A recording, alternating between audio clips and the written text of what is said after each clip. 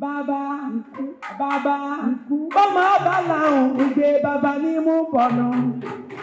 Bẹ́ẹ̀ni náà ọba fọ̀hún máa sì pé bàbá àgbà. Gómìnà Maryland wọ́n wá kó wá sọ́fíìsì òní òun fẹ́ bó láti kàwé. Mo ní máa wò yẹn ń gba àti kà sí má bèrè ibi tá a ti kà mọ́. Èyí tí wọ́n bá fẹ́ ṣe fún wa ó lóun fẹ́ fi Ọ̀yọ́ ṣe sister city Maryland. Ó láwọn làwọn níbi tí wọ́n gbé ń ṣe ẹ̀sẹ̀ ẹ̀dìyẹ. Tá a bá fẹ́ ṣe ẹ̀dìyẹ mo lè ní ṣe ẹ̀dìyẹ ọba nínú. Nǹkan afẹ́kẹ́ ṣe ẹ̀ fún àwọn ọmọ wa ní scholarship kí wọ́n máa kàwé lọ́dọ̀ yìí kájọ ṣe àdéhùn. Àṣé ìrẹsì ṣèṣì báwọn tó bá ń ṣàgbára ń gbà náà tó wà níjọba tí wọ́n bá gbà àbí wọn gbà ó wà lọ́dọ̀ wọn. Ó tún fẹ́ sọ fún wa ni pé Ọlọ́run kẹ́ wa mi wà mistaken láti máa promote àti láti gbọ́ gé Yorùbá culture for everywhere.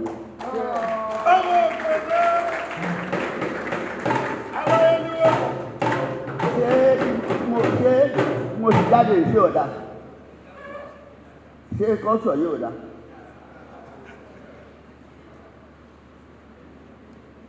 Gẹ́gẹ́ làbàgbà ẹ̀yin èèyàn wa ẹ dákun mo bẹ̀ yín bá a ti ṣe fíìmù lẹ́nu gbogbo ohun tá a bá tó bá fẹ́ tí ó bá gbà nípa níbi tí a máa fi àwọn nǹkan bàbá sí.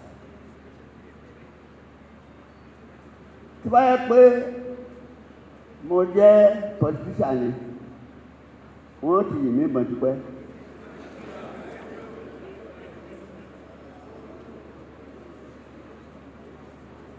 19 million péré ni Bọ́láàgì ń gbà as governor of Oyo State. Wọ́n sì implement free education nígbà tọ́dọ̀ wọn. Wọ́n ṣe. Yóò làmà tó ń gbà ewu gan ló sọ fún ara ẹ̀. Ọ̀tá lè dọ̀rẹ́, ọ̀rẹ́ lè dọ̀tá. Ṣùgbọ́n ilẹ̀ Yorùbá yìí ẹ dákun. Nígbà tá a ti wà láyé kójú àná rí dáadáa rẹ̀. Ká má máa sọ̀tàn. £1 million ní wọ́n fi kọ́ Premier Hotel nìbàdàn. A ní gbogbo industry tí ẹ ń ṣe, a ní láfíà canning industry. Tí ẹ bá fẹ́ jẹ ọbẹ̀ ẹ̀gúsí ní gbogbo ìgbà wọ́n ti ń fi sínú agolo. Tí ẹ bá dà sí ní tó ṣe ọbẹ̀ ẹ̀gúsí mi ò ní mọ èyí tó wà ní agolo. Mango à ń jẹ for the 9 months of the year là ń jẹ mango. Nígbà tí wọ́n fẹ́ ṣe di Tiger àjìnfúnmá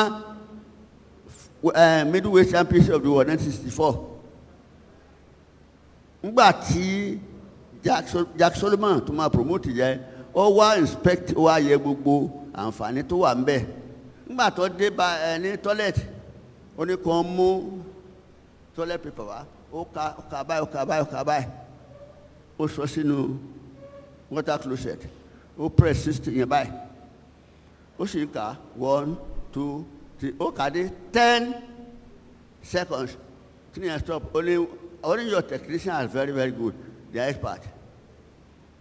Wọ́n fẹ́ jàjà lálẹ́ bó wá sí jàjà lálẹ́ tí bó láti ríra wa wọ́n wá ní ká wá sí Liberty Stadium nírọ̀lẹ́ wọ́n tan floodlight ó sì mú coin ó ta sókè ó ní kan mọ́ mu ó ní tá a bá dúró bí tá a bá lè wo side wo ló face up ó ní náà yàn ọ̀dà nígbà tó ní olóda ó ní this is a crown side ó ní your engineers are one of the best in the world.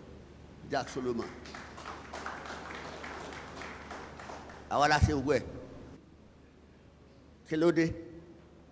Níbo la fi gbogbo civility wá sí culture of probity tá a ní tí gbogbo àwọn èèyàn wá ní.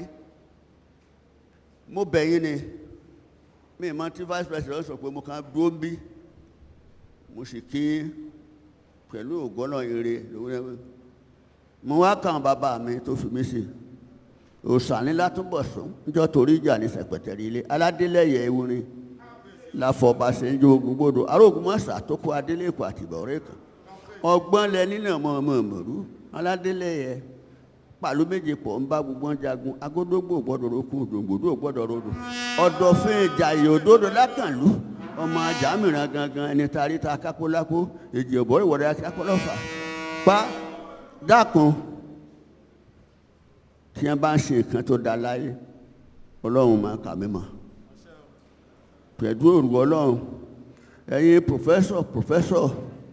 pòfẹ́sọ̀ Akin Alao pòfẹ́sọ̀ Adésínà gbogbo àwọn pòfẹ́sọ̀ àwọn tí ń dún nínú mi nìyẹn tí bá ń fọhùn sókè báyìí àwọn tí ń jẹ́ ń fọhùn sókè nù mo fẹ́ gbogbo ẹ̀yin pòfẹ́sọ̀ tẹ́ wà ní University of Ibadan àti tó ti sọ̀kalẹ̀ àti tí ò ti sọ̀kalẹ̀ ọlọ́run máa tọ́jú gbogbo yín mo dúpẹ́ o.